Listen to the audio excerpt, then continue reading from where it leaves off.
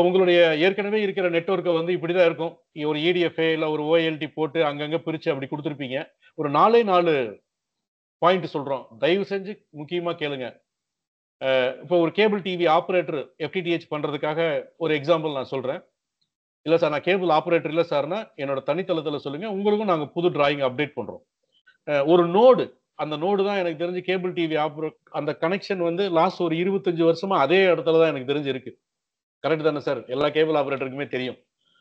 So அந்த node பாயிண்ட்ல இருந்து ஒரே ஒரு ஃபைபர் நம்ம ரூமுக்கு கொண்டு வாங்க. Direct fibre. அந்த நோடு பாயிண்ட்ல இந்த புது ஃபைபர்ல ஒரு 4 வே, அந்த 4 வேல இருந்து 4 8 வே போட்டா 32 வீடு இல்லீங்களா? 8, 8, 8, 8 இல்லையா? 32 வீட்டுக்கு குடுத்துறலாம். கண்டிப்பா ஒரு கேபிள் டிவி நோடுல இருந்து 30 வீட்டுக்கு மேல கனெக்ஷன் எங்கேயுமே குடுத்திருக்க மாட்டோம். கண்டிப்பா கம்மியா தான் குடுத்திருப்போம். இப்ப நம்ம இங்க எடுத்துட்டு வந்தோம் இல்லீங்களா?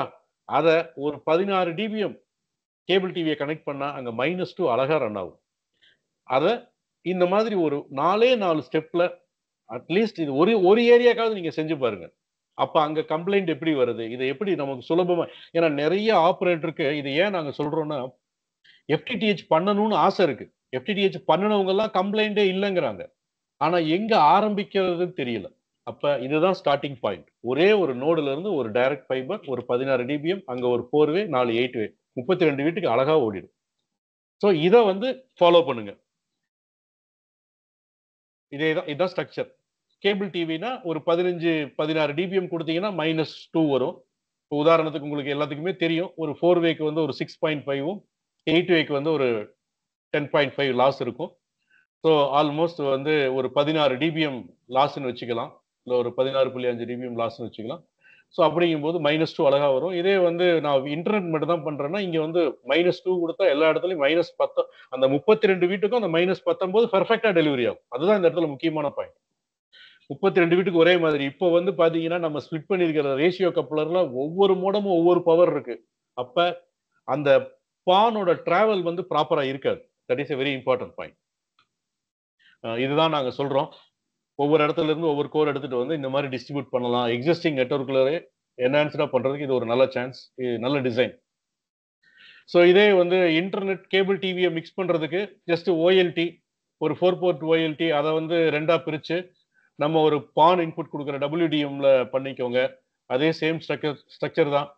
ஒரு டிஸ்ட்ரிபியூஷன் பாக்ஸ் போட்டுட்டு 19 டிபிஎம் தயவு செஞ்சு கொண்டு போகாதீங்க. அது ஏன்னு சொல்லி அடுத்த ஸ்லைட்ல வரும். ஸோ 16ஆ பிரிச்சு 16 டிபிஎம்க்கு மேல ஃபைபர்லாம் எடுத்துட்டே போகாதீங்க. பிளஸ் 16க்கு மேல கொண்டு போகாதீங்க. ஸோ நெட்வொர்க்க வந்து இந்த மாதிரி கன்ஸ்ட்ரக்ட் பண்ணீங்கன்னா ஈஸியா இருக்கும். இப்ப என்னுடைய சஜஷன் வந்து ஒரு 8 இன்டு 19 டிபிஎம் EDFA பிளஸ் ஒரு 4 போர்ட் OLT இருந்தா ஒரு 512 வீட்டுக்கு வந்து பக்காவா கேபிள் டிவி இன்டர்நெட் சிக்னல் ப்ராப்பரா கொடுக்க முடியும். இது ஒரு காம்பினேஷன். இதுக்கான டிராயிங் இதுதான். நான் நாளைக்கு வேணா குரூப்ல இது ஷேர் பண்றேன். இல்ல யாருக்காவது தேவைப்பட்டுச்சுனாலும் என்ன கூப்பிட்டு மெசேஜ் பண்ணுங்க. நான் கண்டிப்பா இதனுடைய டிசைன்லாம் தர்றோம். இதுலயே பவர்லாம் எவ்வளவு வரும்? எந்த இடத்துல வரும்? இதுல மெயினா வந்து பாத்தீங்கன்னா, நம்ம ரூமுக்கும் அந்த கஸ்டமர் எண்டுக்கு பக்கத்துல இருக்கிற ஸ்ப்ளிட்டருக்கும் எந்த விதமான அடிஷனல் ஸ்ப்ளிட்டர் இல்லாதனால கம்ப்ளைண்ட்ஸ் வந்து 100% ரெடியூஸ் ஆயிடும். அதுக்காக தான் இத திருப்பி திருப்பி நம்ம சொல்றோம். சோ FTTH பண்ணும்போது என்னென்ன தப்பெல்லாம் பண்ணாதீங்க அப்படின்னு நம்ம சொல்ல வர்றோம். இந்த ஸ்லைடு வந்து ரொம்ப முக்கியமான ஸ்லைட்.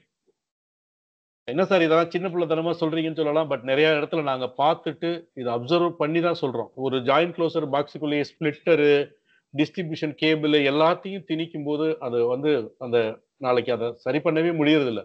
அதனால இந்த மாதிரி டபுள் ட்ரே இருக்கிற மாதிரி க்ளோசர் பாக்ஸ் யூஸ் பண்ணுங்க. ஸ்ப்ளிட்டர் எல்லாம் கீழ வச்சுக்கோங்க. ஜாயின்ட்லாம் மேல வச்சுக்கோங்க. That is a very easy.